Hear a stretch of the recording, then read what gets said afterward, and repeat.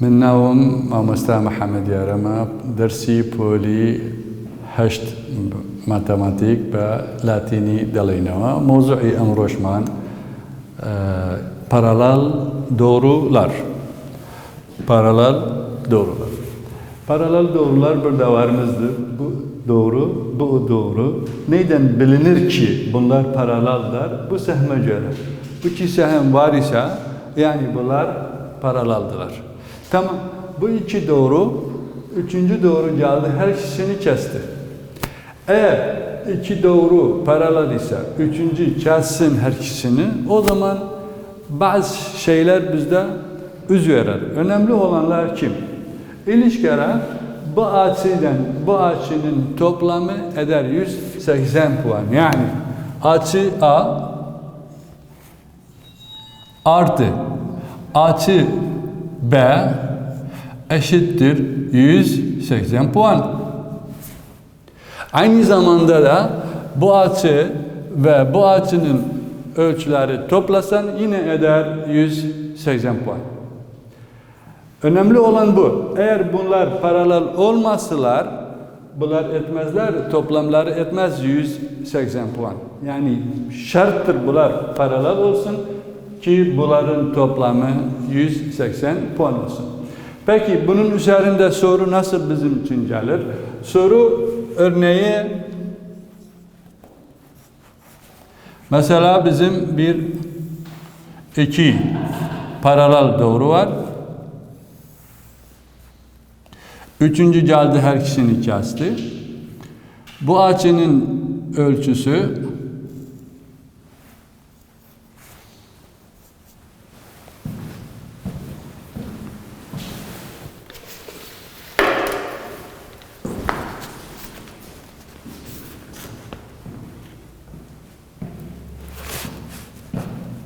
13x,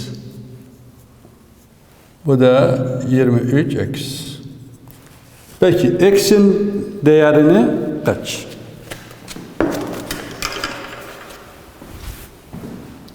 Örnek bu. Soru bu. X değerini kaç? Ben bildim ki bu açıların toplamları eder 180. Onun için bu iki açının toplamı eder 180. Çözüm. Açı E artı açı B eder 180 puan. Peki açı A yerinde kaç yazarım? 13x. Artı açı B kaç var? 23x. Eşittir 180. Şimdi oldu bir derecelik bir denklem. Bir derecelik denklem nasıl çözülür? Harfler bir taraf, sayılar bir taraf. Peki burada harfler 13x, 23x toplayarız. Kaç eder? 3'ten 3, 6 ve 36x. Kaça eşit oldu? 180. Peki. O zaman bu rakam buraya gelse ne olur? Ne olur? Biz biliriz ki o taraftan bu tarafa gelen çarpı döner böyleye, artı döner eksiye. Şimdi aralar yanında bu arada ne var? Çarpı var. Çarpı dönse o bir taraf olur böyle. Mana x eşittir 180 bölü 36. O zaman x eşittir. Burada kısaltma var. 6'ya kısaltma yapsak, yani 6'ya böleriz, eder 6. 6'ya böleriz, bu eder 3, bu da 0. Yine 6'ya böl 1, 6'ya böl 5. Manası x çıktı kaç? 5. Eğer bu şart bizde olmasaydı, o zaman biz bu x'in değerini bulabilmezdik. Başka örnek. Bizim bu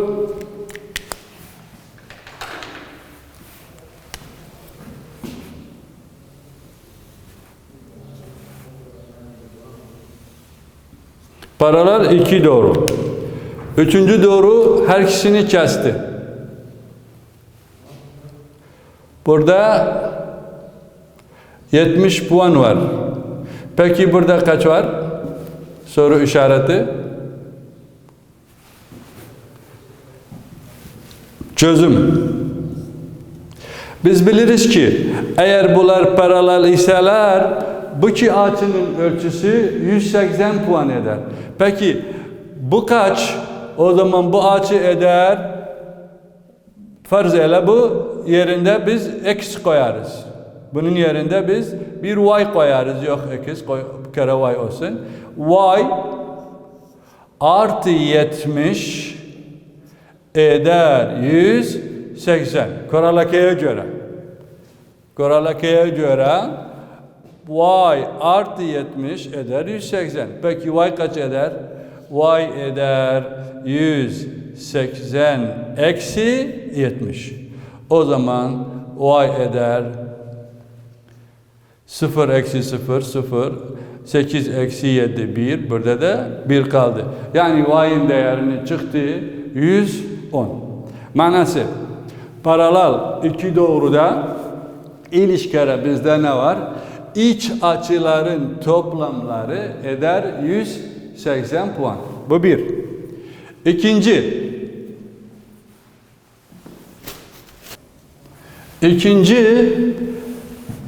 iç ters açıların ölçüleri nasıl olur? Bak burada iç ters açıların ölçüleri eşit olur birbirine.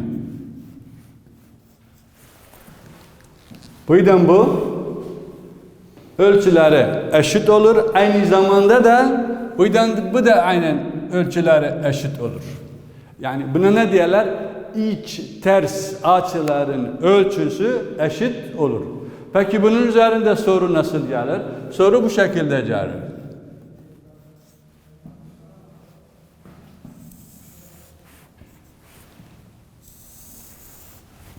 Bak bunu koyduğumuz zaman yani bu iki doğru paralel. Tamam. Üçüncü geldi her ikisini kesti. Bu A ölçüsü. Bu B ölçüsü. Ben burada 100 koysam peki burada kaç? Bu da aynen 100.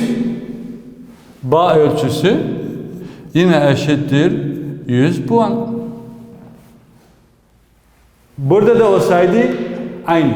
Yani manası iç ters açıların ölçüleri nasıl olacak? Ölçüler eşit olur. Bu yüzden bu eşit ve aynı zamanda da bu yüzden bu eşit. Buna ne diyorlar? İç ters açılar eşit olur. Tamam. Üçüncüsü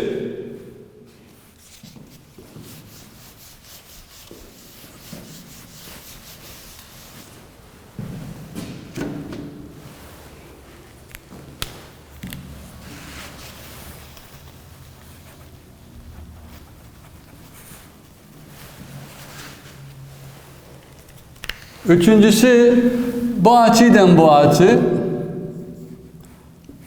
birbirine eşit olur. Yondaş açılar bunlara denir. Yani iç ters açılar eşit, yondaş açılar da eşit. Bu yüzden bu yondaş açılar. Yani şimdi açı A eşittir açı B. Bunlar ne? Bunlar yondaş açılar.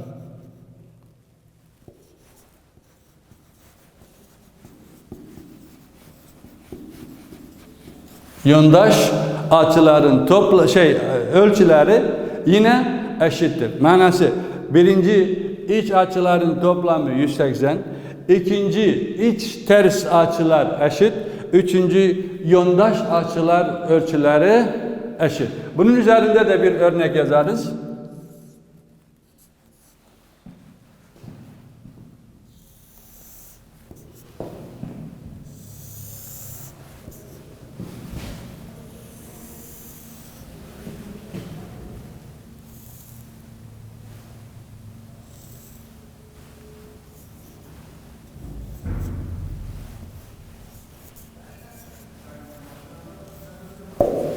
Şimdi A ölçüsü bana verip 120. Peki B kaç olur? B de aynen olur 120. Bak açı B eşittir açı A. Dolayısıyla açı B eşittir 120 puan. Bak yine yöndaş açılar birbirine eşit olur. Peki şimdi önemli olan burada biz 3 şey aldık. Her üçü şimdi yazarız.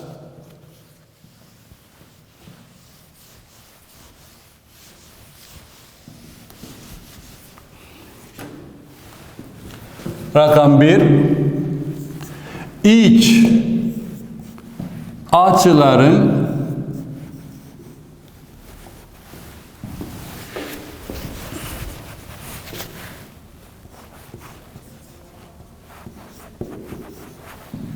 toplamı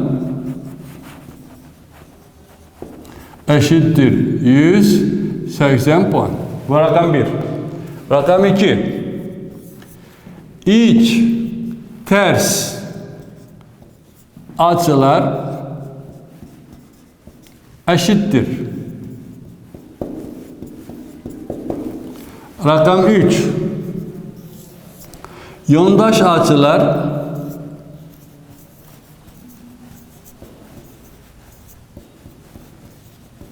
eşittir.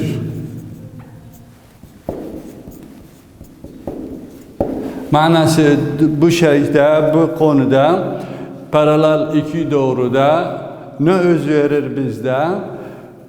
İç açıların toplamı 180 olur. İç ters açılar birbirine eşit olur ve yöndaş açılar birbirine eşit olur. Peki biz bunu bildik. Adam gelir bana bir soru sorar.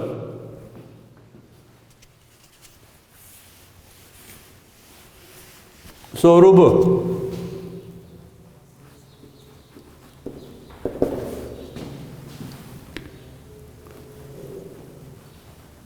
Bu resimde açıların ölçüsü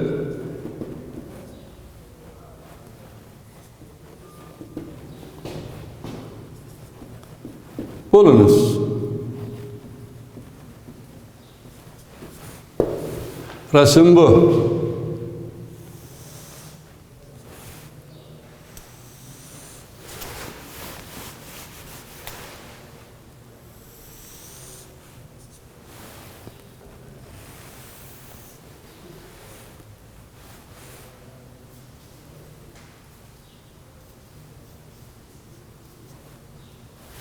Fakat bu bellidir. A. Bu B. Belli değil. Bu C. Afu.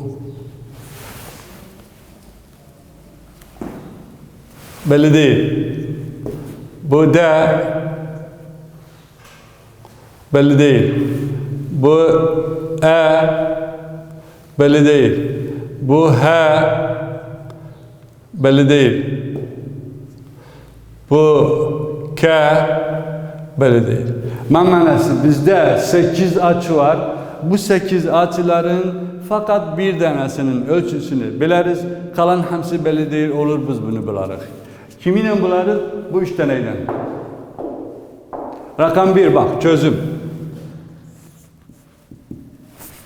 Rakam 1 biz biliriz ki iç açıların toplamı eder 180. Böyleyse bu açıyla bu açının toplamı eder 180. Manası açı B artı açı A eşittir 180 puan. Birinci şeyden, birinci kuraldan. Peki B yokmuzdu bizim. A varmızdı. 65 eder 180. Peki bu 65'e o bir tarafa göndersek burada artı var. Artı gitse ne olur? Olur eksi. Manası açı B eşittir 180 Bu gelir buraya olur eksi 65. Peki o zaman açı B eder 180 eksi 65 hemimiz biliriz. 10 5 çıksa 5 kalır. Burada 7 kaldı. 7 1 çıksa 1 kalır. Burada da birimiz var. Manası açı B'nin ölçüsü çıktı kaç? 115. Peki kalıp C.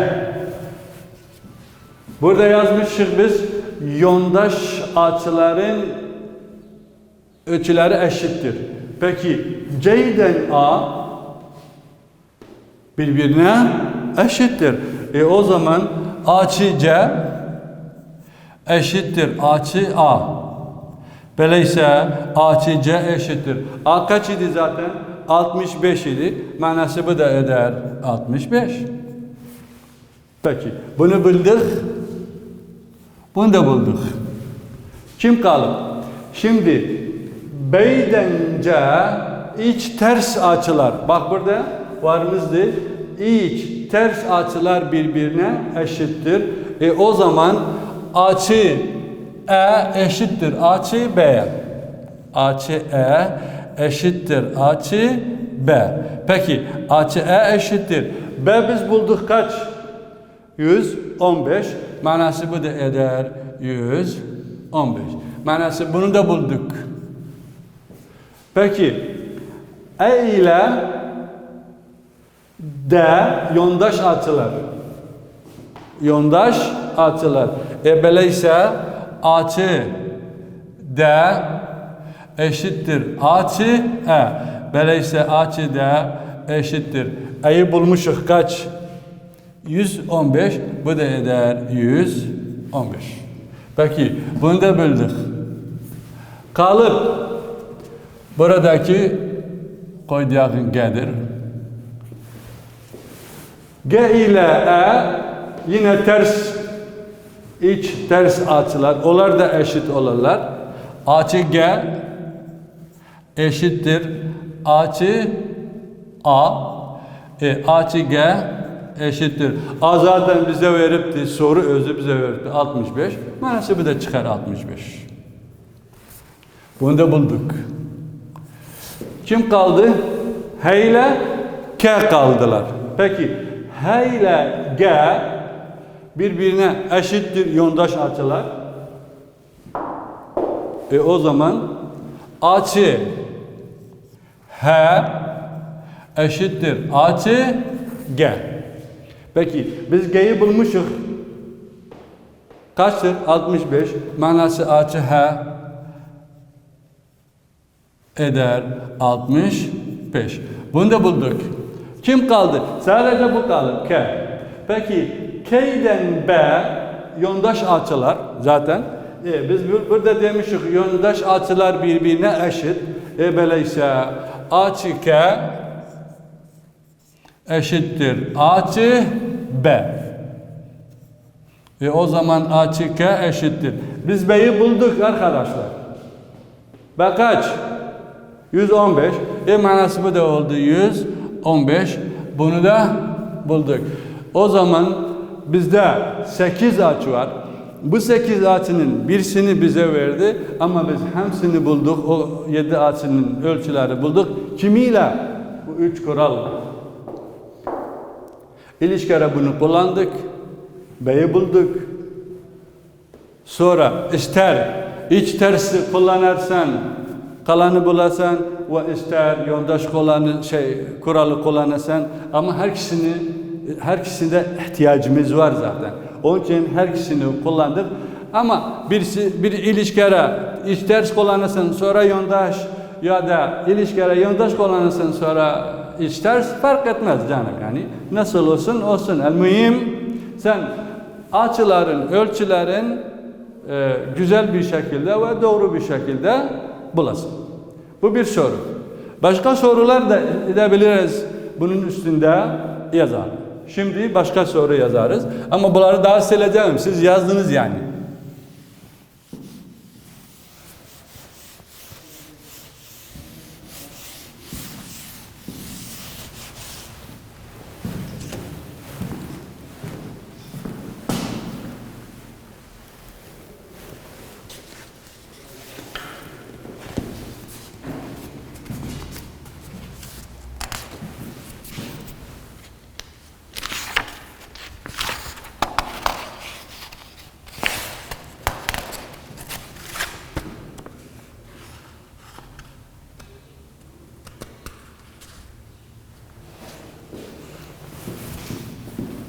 soru. Bizde bir resim var.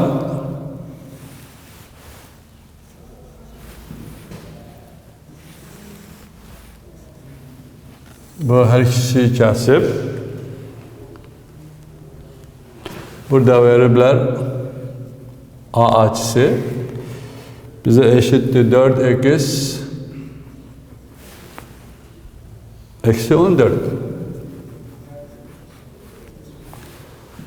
Burada verip de B açı eşittir 3x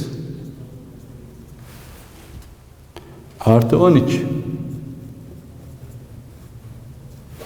Peki, burada hemen sorup edebilir. Buradaki soru senden sorsun. X açının ölçüsü kaç? Değeri kaç? Ya da A açının ölçüsü kaç? B açının ölçüsü kaç? İster koy istersin. Problem değil. Tamam, burada bana diğer A açının ölçüsü kaçtır? Soru bu. Peki, biz grafiğe, resme bakarız. Burada bu işaret bize ne verir? Burada iki doğru var, paralel. Peki, iki paralel doğru var. İki paralel doğru, üçüncü cadı her ikisini kesti. Yani bu açı verip, bu açı verip. Zaten bu açılar adlar neydi? Kim bilir? Bu açıların adları iç ters açıdır. Biz demişik iç ters açıların ölçüleri eder birbirine eşit olur. Yani çözümde açı A eşittir açı B'ye diyeriz. Kim bu? İç ters açılar. Bakın. İç ters açılar eşittir.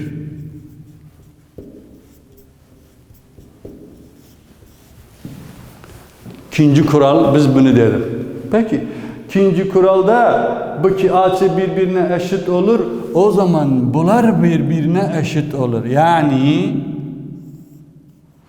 4x eksi 14 eşit olur 3x artı 12.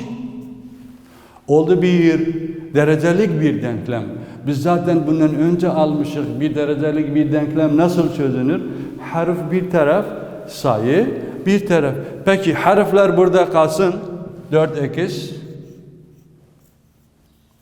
Bu 3x bu tarafa gelse burada pozitif var. Pozitif gelse olur negatif. 3x. Eşittir. Bu 12 yerinde kaldı. Bu negatif 14. O bir tarafa gider olur pozitif 14. 4x eksi 3x eder 1x. Biri de yazmıyoruz. 12 artı 14 eder 26. Yani manası x çıktı 26. Peki sualda benden x istemiş yoksa a'nın ölçüsü istemiş? Yok, a'nın ölçüsü istemiş idi. Ama ben a'nın ölçüsü edebilmem bulum eğer x bilmesem. Zaten biz x'i de bulduk. O zaman geliriz, içinde koyarız. Hatta x a'nın ölçüsünü de bularız.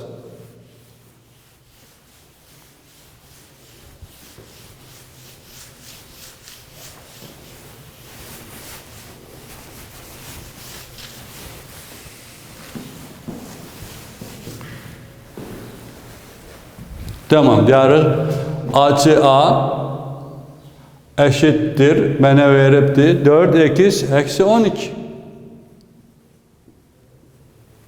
Yok, eksi 14 sorry. A ölçüsü eşittir. 4 çarpı x değeri kaç çıktı? 26 çıktı. O zaman x değerinin yerinde 26 koyarım. Eksi de kendisi gibi andıram. 14'ü de kendisi gibi andıram. Eşittir. 4 çarpı 6 24. Elde 2. 4 çarpı 2 8. İkimiz de var 10. Eksi 14. Eşittir. 4'ten 4 çıksa 0. 10'dan 1 çıksa 9. Yani A açının ölçüsü kaç çıktı? 90 puan çıktı. Bu şekilde A açının ölçüsünü de bulduk. Manası dolayısıyla arkadaşlar biz paralel iki doğruda önemli olanı kafamızda ne koyarız? İç açıların toplamı 180 eder. İç ters açılar, ölçüler eşit ve yöndaş açılar ölçüleri eşit. Her soru bizim için gelirse bu üç kuraldan çözülür ve bir problem inşallah olmaz ama o şarttan doğrular birbirine eşit olsa. Çünkü eğer doğrular birbirine eşit değilse, manası ise şimdi bak ben bunu koydum böyle bu şekilde. Burada bu iki doğru birbirine eşit değil. Eşit değilse gelsin birisini bu iki doğruyu kessin. Edebilmem diyeyim bu iden bunun toplamı eder 180 yok. O zaman yanlış olur. Bir de iç ters açılar da birbirine eşit olmaz. O da yanlış olur. Bir de yondaş açılar da birbirine eşit olmaz. Yani hatta bunlar üzverse ne önemlidir? Yoksa ne gerektir zaten? Olur doğrular birbirine paralel olsun. Paralel olmasa olmaz. Zaten yondaşın adı her yondaştır. İç ters açılar her iç ters açılardır. İç açılar da aynen. Lakin kurallar bunun üstünde. Çünkü bunlar paralel değil, kurallar bunun üstünde olmaz, çalışmaz. Tamam. Başka bir konuya gireriz arkadaşlar.